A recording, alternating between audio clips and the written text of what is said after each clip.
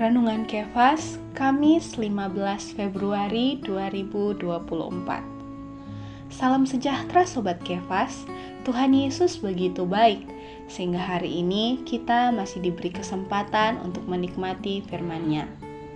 Mari kita siapkan hati dan roh kita untuk menerima firman itu. Hayat berasal dari terang. 2 Korintus 4 ayat 6. Sebab Allah yang telah berfirman, dari dalam gelap akan terbit terang. Ia juga yang membuat terangnya bercahaya di dalam hati kita, supaya kita beroleh terang dari pengetahuan tentang kemuliaan Allah yang tampak pada wajah Kristus. Seluruh Alkitab mengungkapkan bahwa hayat berasal dari sorot terang. Ketika terang itu masuk, hayat itu masuk. Di mana ada terang, di situ ada hayat. Kejadian 1 dan 2 mengatakan bahwa sebelum Allah memulai pekerjaan pemulihannya, seluruh bumi kosong dan gelap, yang berarti penuh kematian karena kegelapan adalah lambang kematian. Karena itu, langkah pertama pekerjaan Allah adalah memerintahkan supaya ada terang. Hari pertama, Allah memerintahkan terang, kemudian hayat tanaman dihasilkan pada hari ketiga. Untuk hayat tanaman, terang hari pertama cukup. Namun, untuk hayat yang lebih tinggi diperlukan terang yang lebih kuat. Karena itu, pada hari keempat, Allah memerintahkan matahari, bulan, dan bintang bersinar. Dengan cara ini, hayat yang lebih tinggi didatangkan di dalam dunia. Tidak hanya ada burung, ikan, binatang buas, dan semua jenis hayat binatang, tapi juga ada hayat manusia yang memiliki rupa dan gambar Allah. Akhirnya, pada hari ketujuh, Allah yang dilambangkan oleh pohon hayat muncul.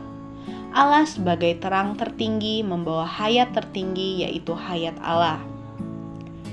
Terang hari pertama tidak nyata, karena itu ia hanya mendatangkan hayat tanaman, hayat yang paling rendah, hayat yang tanpa kesadaran.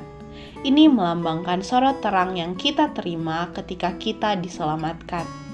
Terang hari keempat lebih kuat daripada terang hari pertama. Terang ini lebih jelas, lebih pasti, dan lebih nyata.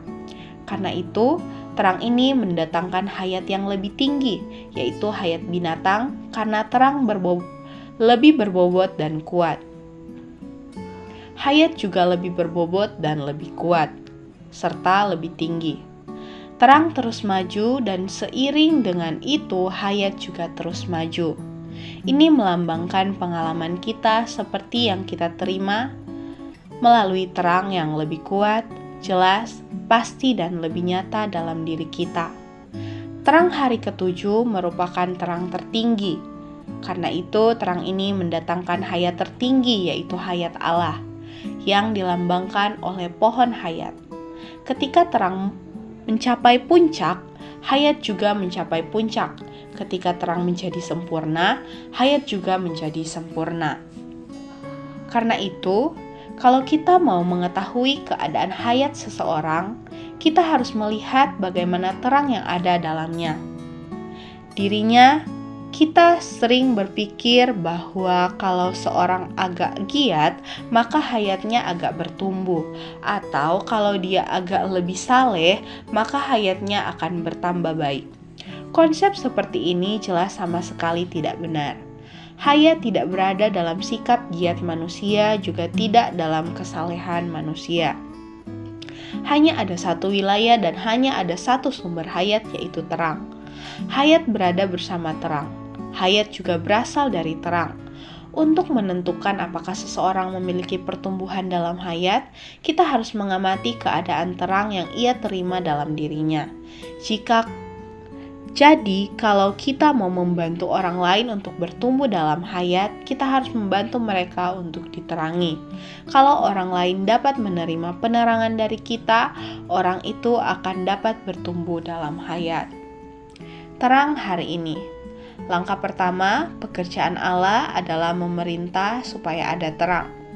Ketika terang datang, terang itu mengenyahkan kematian yang ada pada kegelapan dan mulai mendatangkan hayat. doa hari ini. Tuhan, setiap hari bawa diriku terus berlatih, berada di dalam terang-Mu. Terang yang membawa hayat, terang yang menghidupkan, terang yang membawakan damai sejahtera. Amin. Tuhan Yesus memberkati, kasih karunia-Nya menyertai kita semua. Amin.